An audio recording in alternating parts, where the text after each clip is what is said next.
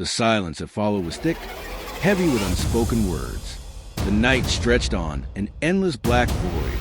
The tension between Marcus and Officer Harper hanging in the air like a storm cloud ready to burst. Marcus stood frozen.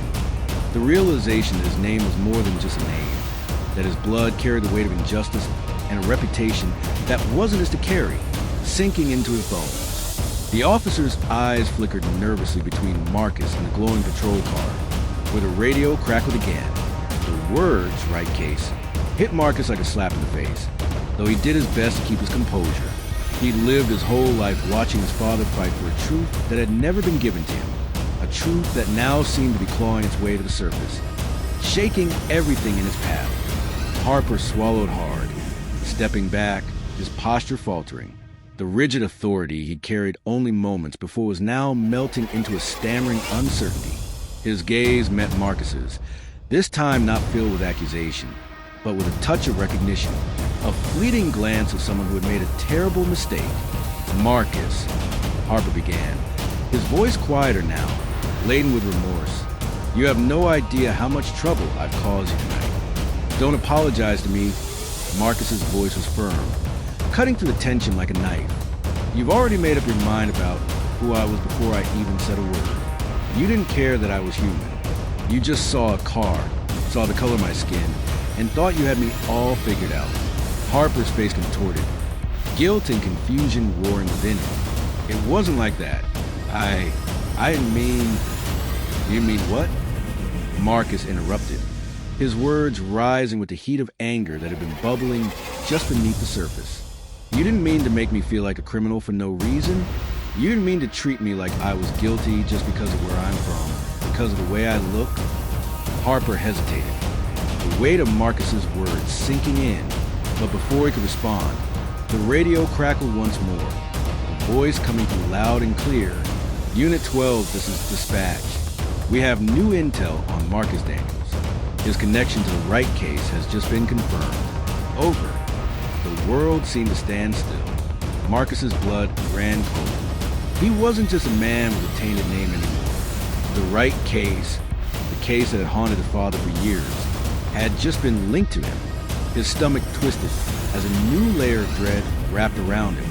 His father had spent years in prison for a crime he hadn't committed, and now it seemed that whatever the Wright case was, it was about to drag Marcus right back into the nightmare that had always followed his family. He opened his mouth to speak, but stopped, unsure of what to say.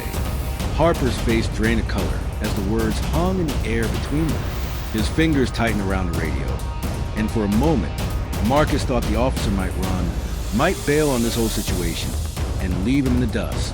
But instead, Harper stood there, locked in place, his eyes wide. "Marcus, you don't know?" Harper asked, his voice barely above a whisper. Marcus shook his head, a bitter laugh escaping him. "I thought I was trying to keep my head down. All I've wanted is to stay out of this mess. But here I am, standing with you in the middle of it." His words were edged with frustration.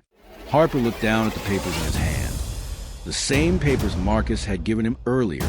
He flipped through them quickly, his hand shaking, before looking back at Marcus. His eyes were filled with regret now. "Your father, David Daniels. You know the story?" "Yeah, I know the story. I've lived it." Marcus's voice was tight with emotion, each word like a weight on his chest. "I don't need to hear it from you." Harper was silent for a moment, then lowered the papers, his gaze meeting Marcus's again. "You don't deserve this. I should have known. I should have recognized your face. But this, it wasn't just about you, Marcus. This isn't just your father's case.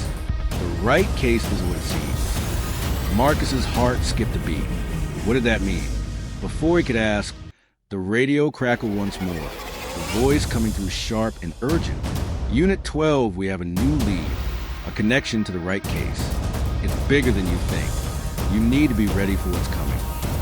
A cold shiver ran down Marcus's spine. The officer's face hardened, and he stood straighter, his hands stiffening at his sides.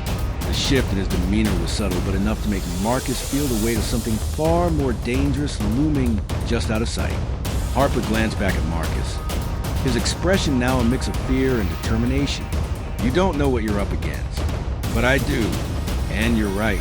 You don't deserve this. But it's about to get worse. A flicker of recognition passed between them. Two men, bound by the sins of a system that had never given him a fair shot.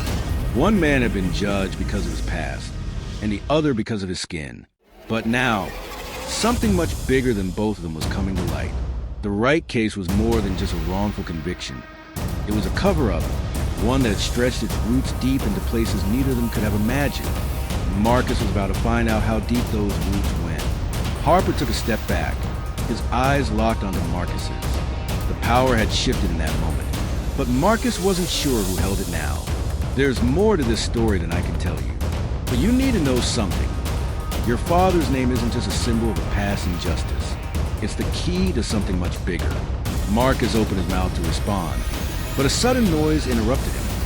A sharp crack from the distance, like a gunshot. Both men turned toward the sound, hearts pounding in their chests.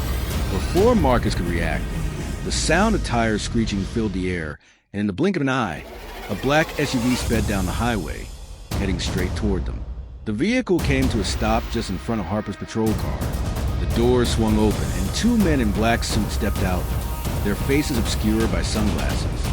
Harper froze, his body tense, the color draining from his face. He turned toward Marcus, his voice low and urgent. This isn't over. They're here. Marcus's pulse quickened.